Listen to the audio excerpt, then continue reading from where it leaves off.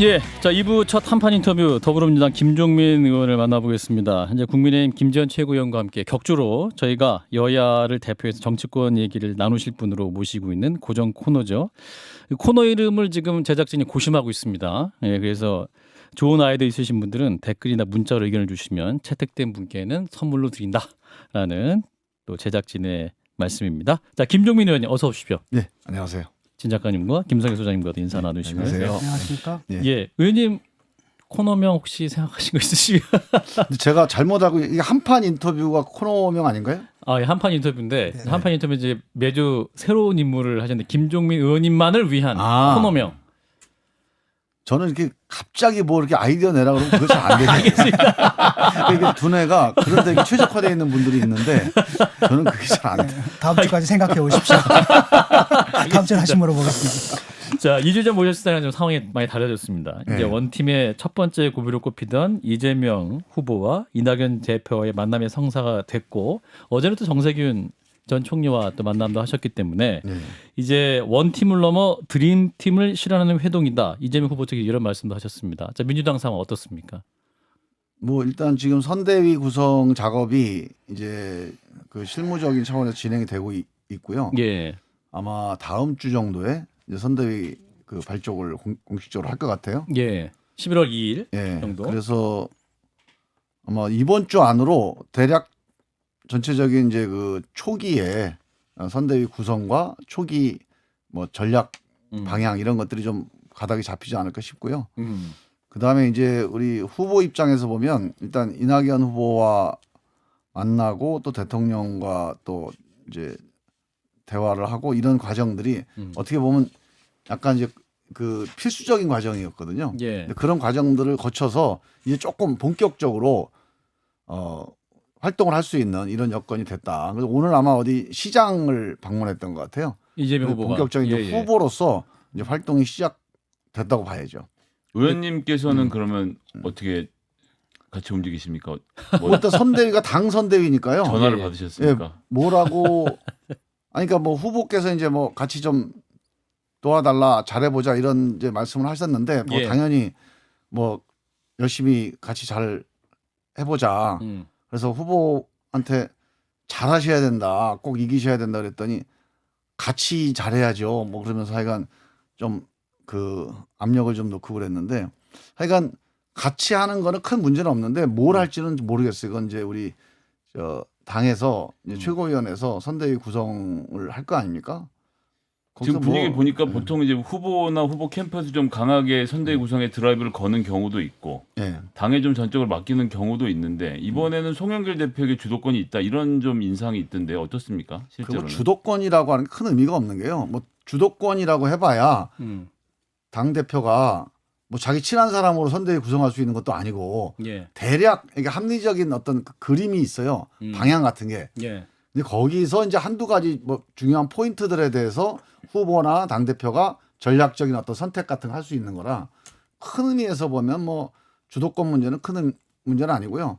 단지 이제 뭐 이재명 후보가 나름대로 후보의 색깔이 있으니까 예. 그런 색깔을 가지고 어떤 이제 그 액센트를 줄 거냐 뭐 이런 것들이 이제 궁금한 거죠. 예. 아니면 이런 것도 있습니다. 이제 원팀이 되게 중요하니까 뭐 이낙연 대표 후보를 지지했던 뭐 그런 대표적인 뭐 분들이 좀 역할을 했으면 좋겠다. 아니면 뭐 친문 의원들이 약간 이재명 후보랑 거리가 있었던 의원들이 좀 전면에 나섰으면 좋겠다. 뭐 이런 전략적인 포석도는 있을 수 있겠죠. 예. 근데 그게 뭐 그런 이제- 것들이 예. 이제 뭐 논의가 좀 되고 있는 것 같아요. 그 2017년에 추미애 대표 말씀은 최근에 이제 하신 말씀인데 2017년에 본인 당 대표 할 때 선대위를 만들려고 하니까 네.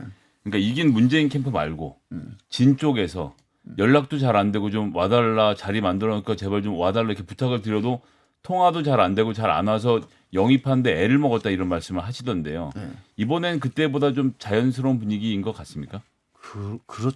모르겠어요. 그거는 제가 잘 이해가 안 가는 게 그때는요. 이제 그때 후보가 안희정, 이재명 두 분이었거든요. 그렇죠. 예. 그래서 사실은 그 두 분이 의원이라고 제가 이제 안희정 그때 후보를 지지했었는데 예. 뭐 거기 한 대여섯 명 이렇게 있었고 이재명 후보는 뭐 사실 거의 뭐 이제 정성호 의원, 김영진 의원 한두 분이었고 해서 예. 선대위 구성하는데 뭐 지장이 있을 정도로 뭐 그렇게 다른 후보들이 원심력이 있거나 그런 상황은 아니었거든요. 예. 근데 지금은 좀 다르긴 한데 지금은 오히려 저 이낙연 후보나 정세균 후보를 지지했던 의원들이 꽤 많잖아요. 그렇게 따지면 이게 한 절반 정도 되는데 이분들이 경선 끝나고 나서 뭐 특별히 이게 뭐 오불간하거나 아니면 뭐 이거 알아서 해라 그냥 이런 분위기는 전혀 아니에요.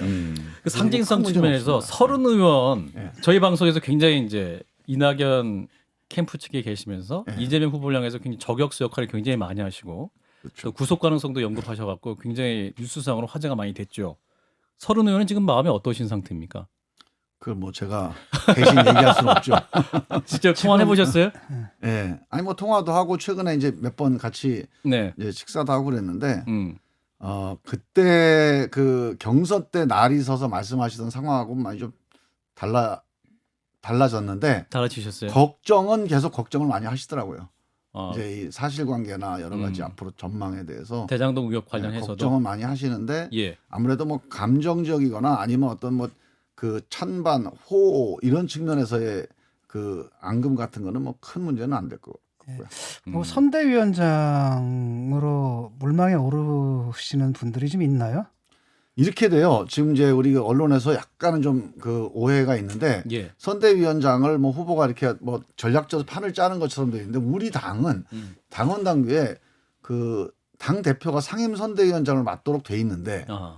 그 다음에 나머지는 공동 선대위원장 아닙니까? 예. 그럼 공동 선대위원장에는 어떤 약간 정치적인 의미가 있는 거지 실질적인 결국은 선대위를 끌고 가는 거는 당 지도부예요. 당 대표. 예. 그래서 이제 공동 선대위원장으로는 예를 들어서 뭐 이낙연 후보나 정세균 후보에서 좀 그 선대위 그 캠프를 이끌었던 그 예. 대표적인 의원님들, 뭐 다선 의원님들 이런 분들이 이제 참여하는 걸로 그렇게 알려져는 있어요. 확정된 거는지 모르겠습니다만. 그래서 거기에 이제 뭐 우리 저 우원식 의원님이나 아니면 뭐 우리 홍영표 의원님, 우리 서른 의원님, 뭐 그다음에 우리 저 정세균 총리 캠프에 있었던 뭐 김영주 의원님 이런 4선 5선 의원님들이 예. 선대위원장을 공동으로 하실 것 같다. 음. 뭐 우리 당내에서 의원들 사이에는 뭐 그렇게 알고 있습니다. 근데 최종 확정된 건지 네, 모르겠습니다. 관심을 끄는 건 역시 이제 같이 경쟁했던 다른 후보들이 어떤 역할을 맡느냐 아니겠습니까? 그렇죠. 예. 뭐 추미애 후보라든지 아니면 이낙연 후보. 근데 이낙연 후보 같은 경우는 지금 상임 고문으로 올라가셨더라고요. 근데 그걸 밖에서 볼 때는 그냥 이름만 걸어놓은 게 아닌가라는 느낌이 좀 들거든요. 이제 그것도 이제 제가 언론 보도 보면 약간 이제 오해가 많거나 아니면 이 안의 내부 사정을 잘 모르니까 이제 자꾸 이렇게 이제 상상력이 발동되는 건데 아까 제가 말씀드렸지만 당대표가 상임선대위원장을 맡는데 나머지 공동선대위원장은 사실 정치적으로 큰 의미나 실질적인 의미가 없는 자리인데 이낙연 대표는 지금 만약에 뭘 맡아달라 그러면 실질적인 역할 때문에 원하는 거지 무슨 뭐 이렇게 병풍 역할을 해달라고 이제 자리를 주는 게 아니잖아요. 예. 실질적인 역할은 그럼 상임선대위원장을 맡길 수는 없잖아요. 우리 당원 당규 벗어나는 거예요, 그거는. 그러니까 당 대표가 그러면 있는 상황에서 자, 송영길 상임선대위원장하고 나머지는 어떻게 보면 약간은 좀 저 정치적인 의미의 어떤 그 협력 그 진용인 네트워크인데 예. 거기에 원오브댐으로 이낙연 후보가 공동선대위원장을 한다. 그거는 내가 보기엔 오히려 이낙연 후보를 좀 이렇게 뒷방으로 몰아내, 그러니까 좀 물리는 그런 인선이 될 것 같아서 예. 그냥 선대위 직위는 상임 고문이 적절할 것 같아요. 왜냐하면 대개 총리나 당대표를 역임하셨던 분들은 대부분이 지난번에도 그랬는데 그렇게 좀 후보보다 연세가 많고 경험이 좀 연륜이 오래된 분들은 대개 상임 고문. 후보랑 비슷하거나 좀 연륜이 좀 떨어지는 분들은 공동선대위원장. 이게 그동안의 이제 관례거든요. 그래서 뭐 자연스럽게 이제 뭐 김두관 뭐 의원이나 아니면 박용진 의원, 뭐 양승조 지사 이런 분이 만약에 뭘 한다 그러면 예. 뭐 공동선대위원장도 의미가 있을 텐데 정세균, 뭐 이낙연 이런 그 약간 어떻게 보면 우리 저 대표급들 예. 이런 분들이 대표 어떻게 보면 밑에거나 대표 옆에 뭔가 위원장을 맡는 건 모양이 좀 안 맞을 것 같아요. 추미애 후보 같은 경우는 어떻게 보시나요? 글쎄 그거는 저도 뭐 기사를 보고 뭐 명예선대위원장 선대위원장 얘기가 얘기를 나오는데요. 하셨다고 하는데 예. 뭐 그건 약간 이제 좀 독특한 수죠. 독특한 카드인데 명예선대위원장. 예, 그거는 이제 아마 뭐 추미애 후보가 그렇게 얘기를 추미애 후보가 제안을 한거 본인이 아닌가 제안을 싶어요. 사회 대전환 위원회를 만들고 거기서 자기가 역할을 맡겠다라고 역으로 제안을 해서 사회 대전환 위원회 위원장을 만든 걸로 정리를 그거는 한 이제 것 추미애 저 의원만이 아니고 그 지금 이제 신복지위원회에서 이낙연 대표의 어떤 가치나 주장, 깃발을 별도 후보 직속위원회를 만들겠다 이렇게 얘기했잖아요. 예. 그다음에 정세균 후보 총리는 미래경제가 그 슬로건이었어요. 예. 그 미래경제위원회 만들겠다. 그리고 이제 추미애 후보는 사회대전환을 주장했으니까 사회대전환 위원회 만들겠다 해서 그걸 한 대여섯 개 정도 후보 직속에 그런 메시지가 있는 그런 테마가 있는 위원회들을 만드는 모양이더라고요. 그래서 그런 차원에서 각 후보들을 대표하는 그런 메시지를 담겠다, 비전을 담겠다 그런 구상인 것 같아요. 제이님이 이런 질문 주셨어요. 청취자 제이님이 기본소득에 대한 공약은 수정이 될까요? 라는 질문 주셨는데 의원님도 사실은 경선 초반에 이 기본소득 논쟁은 끝까지 계속 하시겠다. 저희 방송에서 말씀도 아마 하셨는데 우리 선대위의 정책 논쟁에서 가장 중요한 이제 쟁점이 될 것 같아요. 기본소득. 예, 그래서 저는 이제 그 점에 대해서는 두 가지 점인데요. 실제로 이제 이견이 있잖아요. 이견이 있으니까 이견이 조율돼서 대화와 타협의 과정을 통해서 합의가 돼야 되는 이런 예. 과정이 하나가 있고 또 하나는 이게 본선에서의 어떤 전략적인 의미 이것도 한번 판단해 봐야 돼요. 예. 과연 본선에서 기본소득을 원래 그 기본소득을 주장하시는 분들이 생각하는 대로 우리 복지 예산의 절반 이상을 기본소득 투자하는 방식으로 예. 그 밀어붙이는 게 과연 우리 이제 중도층들 아니면 이제 국민적인 어떤 지지를 얻어내는 데 도움이 될 거냐 예. 이런 본선에 대한 전략적 판단도 있어야 될 거고 예. 이 두 가지 판단을 하면서 아마 좀 적절한 그 발전 방안 혹은 뭐 지혜를 좀 만들어내야 되지 않을까 싶은데요. 예. 저는 이렇게 봅니다. 소득 지원이 지금 양극화가 심하니까 소득 지원 정책이 필요하다는 측면에서는 공감대가 넓게 있어요. 그런데 이거를 전 국민에게 일률적으로 그러니까 예산의 범위도 거의 한 60조에서 100조 가까이를 주는 게 과연 이게 당장 가능한 거냐. 예. 이 점에 대해서는 조금 걱정과 우려가 있잖아요. 그러면 예를 들어 꼭 필요한 분들, 정말로 어려운 분들, 뭐 청년이라든가 아니면 뭐 농민이라든가 이런 분야부터 기본소득 그 정신을 소득 지원 정신을 좀 강화하자. 그런 정도에서 어떤 그 정책의 어떤 그 변형 내지는 어떤 조화 이런 것들을 도모해 볼 수는 있을 것 같아요. 그렇다면 그것은 더 이상 기본소득이 아닌 게 되는 거죠. 근데 그거는 너무 용어에 집착하지 말고 예. 이 기본소득의 취지가 우리가 기본적으로 우리 생계와 어떤 생활에 필요한 거를 사회적으로 책임지는. 근데 책임 안 져줘도 되는 사람 있잖아요. 예. 우리 이 집 박사님 같은 분들, 우리 앵커님 같은 분들은 국가에 책임 안 져도 되니까. 예. 자, 꼭 책임져줘야 되는 이 바닥에 있는 분들 또는 밀려난 분들, 떨어진 분들, 밧줄에 떨어진 분들, 이분들부터 먼저 한번 기본적인 생활을 한번 국가가 책임져 보자. 이것도 그 취지를 발전시켜 근데 나가는 스타트 라인으로서 의미가 그게 있죠. 바로 이제 기본소득 반대론자들의 논거거든요. 그 당내에서 논쟁이 치열할 수 있을 것 같은데요. 의원님 원팀을 하는데 좀 저는 이제 이런 굉장히 어려워 정보가 보이는데. 지난번에 예. 이재명 후보가 예. 경선 과정에서 언급했던 범위 안에 있는 내용입니다. 아 그런가요? 그래서 이제 이런 부분들에 대해서는 한번 다시 후보와 한번 재정비를 해서 얘기를 후보의 하겠다. 주장만이 아니라 전체적으로 우리 당이 이번 대선에서 국민들에게 어떤 비전과 약속을 할 건지 예. 이런 관점에서 재정리하는 이런 과정들이 좀 필요할 것 같아요. 그때 이제 보수 진영에서는 안심소득이라고 해서 지금 말씀하신 취지의 내용들을 들고 나와서 예산이 허락한다면 그것부터 추진해서 넓혀가는 것도 뭐 고려할 수 있다라는 입장이 있었으니까요. 뭐 충분히 토론 그럼요. 가능한 예. 부분이라고 보고요. 그 지금 보니까 아직까지도 그 이낙연을 지지했던 분들 있지 않습니까? 이분들이 예. 이재명 후보한테는 흔쾌히 붙지는 않고요. 그렇죠. 아직도 굉장히 큰 원한과 때로는 섬뜩하게 느껴질 정도의 증오의 감정까지 갖고 계시거든요. 이럴 때 아무래도 그 이낙연 팀에서 일을 했던 여러분들이 그 지지자들을 어떻게 설득하기 위한 뭔가 좀 조치가 좀 있어야 되지 않나요? 예. 근데 이제 그거는 제가 우리 내부에서도 예. 여러 번 얘기를 했는데 정말 조심해야 될 게 정치인들 뭐 그러니까 이낙연 대표라든가 아니면 이낙연 대표와 함께했던 그 캠프에 있었던 정치인들이 예. 자 우리가 한 팀 원팀 됐으니까 당신들도 같이 하자 이렇게 일방적으로 끌고 가는 어떤 선택을 하거나 그런 노력은 효과를 못 볼 거다 저는 그렇게 봅니다. 왜냐하면 사실 이분들은 이낙연을 지지하다가 이재명하고 싸운 게 아니에요. 또는 뭐 김종민 편이기 때문에 이재명하고 싸운 게 아닙니다. 원래 이분들은 이재명 후보에 대해서 별로 안 좋은 생각 또는 비판적인 생각을 갖고 있던 분들이에요. 예. 근데 이게 정리가 안 됐는데 뭐 그냥 이낙연이 원팀이 됐으니까 뭐 김종민이 하라 그러니까 절대 그렇게 안 하죠. 근데 그래서 이 문제의 핵심은 뭐냐면 이재명 후보나 우리 송영길 대표나 우리 민주당 또는 또 저같이 또 같이 함께했던 의원님들이 예. 이분들이 무슨 생각을 하는지를 잘 봐야 돼요. 예. 그리고 왜 이재명 후보에 대해서 비판했거나 아니면 공격을 했는지. 그래서 그게 다 옳지는 않을 수도 있겠죠. 또는 과격한 표현도 있었겠죠. 하지만 그 마음 자락을, 그 마음결을 좀 다시 한번 이렇게 읽어가지고 그 중에서 우리가 화답하거나 응답할 수 있는 거 찾아내서 적극적으로 응답을 해줘야 됩니다. 이런 과정들이 좀 쌓여가면서 마음이 크게 이렇게 쭉 이동을 하는 거지 어느 순간에 선대위 출범했으니까 같이 가자.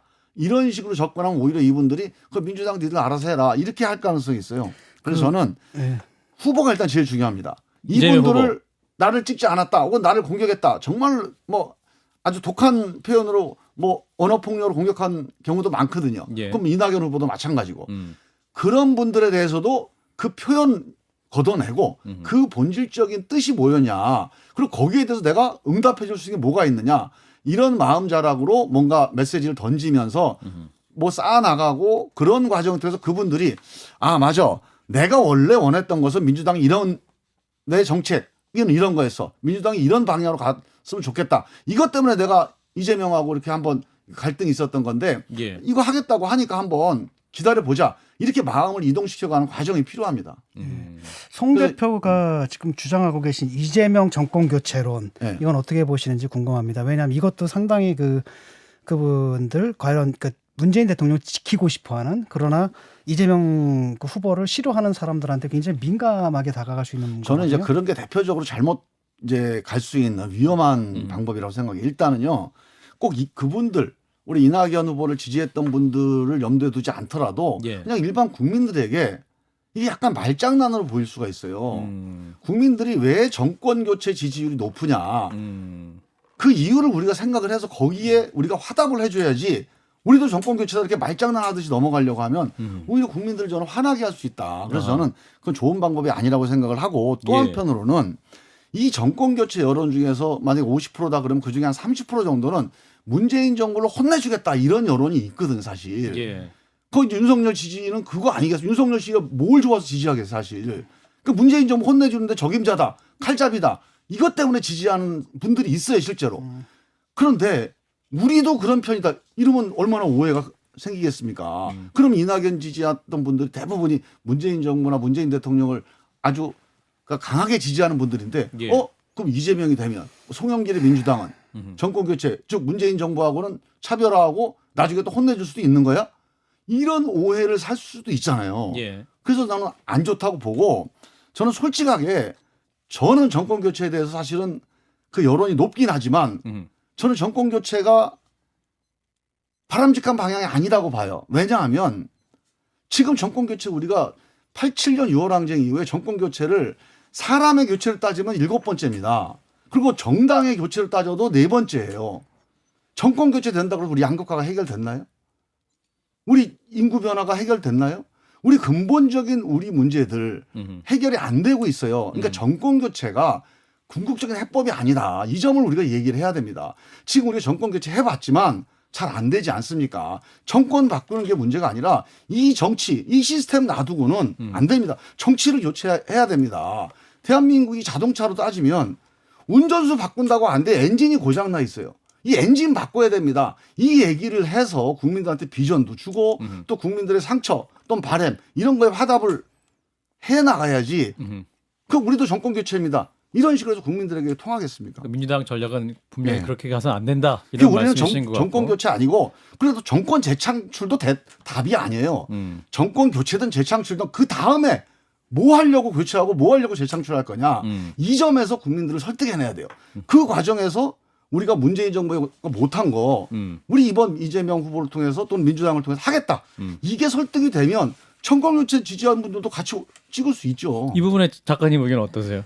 뭐 저도 비슷한 의견이고요. 같은 의견인데 하나 또 질문을 드릴게요. 지금 이거거든요. 이재명 지사가 대장동 의혹 같은 경우에 이재명 지사가 알았으면은 부패한 거고 몰랐으면 무능한 거잖아요. 둘 중에 하나밖에 없거든요. 예. 근데 지금 캠프의 입장이 뭐냐면은 둘 다 아니에요.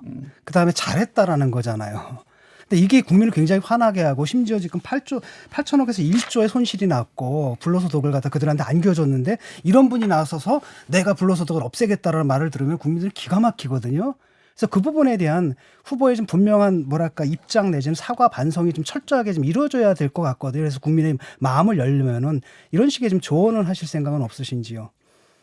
제가 이제 이재명 후보가 이제 경선 끝나고 나서 이제 전화를 한번 주셨더라고요. 그래서 제가 그 비슷한 얘기를 드렸습니다. 그러니까 제 생각은 이렇게 생각을 해요. 그러니까 이게 무능이냐 아니면 부패냐 이 둘 다 아닌 어떤 지점이 있습니다. 그러니까 실제로 저는 이재명 후보가 이렇게 어떤 이제 뭐 수천억이 이렇게 돈이 이렇게 뭐 비리 내지는 어떤 부패의 이제 그 도가니로 흘러갈지 모르고 예. 이 사업을 추진하거나 결제했을 가능성이 충분히 있다고 봐요. 예. 그리고 그 과정에서 그러면 이것까지 다 살피지 못한 점에 대해서 누군가 책임을 묻는다면 그건 죄송하다. 결과적으로는 그렇게 됐는데 하여간 그때는 그 시장 입장에서 이걸 이 사업 관계나 이 비즈니스 관계 모든 걸 다 살피기 어려운 뭐 이런 정도의 입장으로 아마 이 문제에 대해서는 이제 얘기할 수도 있는 문제다. 그런데 아까 말씀하셨듯이 이 사업은 성공한 사업이다. 이게 최대의 치적이다. 이 프레임은 저는 안 먹힌다고 봅니다. 왜냐? 그때 이재명 후보가 그걸 주장했을 때하고 지금 달라졌어요. 왜? 그때는 이렇게 이 문제가 있는 걸 몰랐습니다. 예. 그래서 그때는 이런 게 이제 환수 이 액수 자체가 액수가 크고 하니까 성공한 사업이라고 주장할 수도 있었겠지만 예. 모르는 사이에 이런 일이 벌어졌다면 이런 뇌물도 있었고 또 부패도 있었고 했다면 이 전체를 또 책임져야 될 시장 입장에서는 이걸 뭐 성공한 사업이라고 해서 국민들 설득하기는 어렵다고 좀 봐서 예. 이 점에서는 우리가 좀 겸허한 자세로 가야 됩니다. 그래서 이건 수사 끝날 때까지 이거에 대해서 우리가 공이냐 과냐 이런 거에 우리 가담 않는 게 좋겠습니다. 일단 수사 끝나고 나면 이거 종합적인 사실관계 위에서 기본적으로 입장을 밝히되 전체적인 책임을 지는 그런 자세로 가되 사실이 아닌 거는 좀 정리하고 전체적인 문제에 대해서는 좀 이렇게 뭐 그 사과도 하고 책임도 지고 하는 게 필요하겠습니다. 하지만 하여간 수사를 좀 지켜보고 사실관계가 확정된 다음에 어떤 주장을 해도 하는 게 좋겠습니다.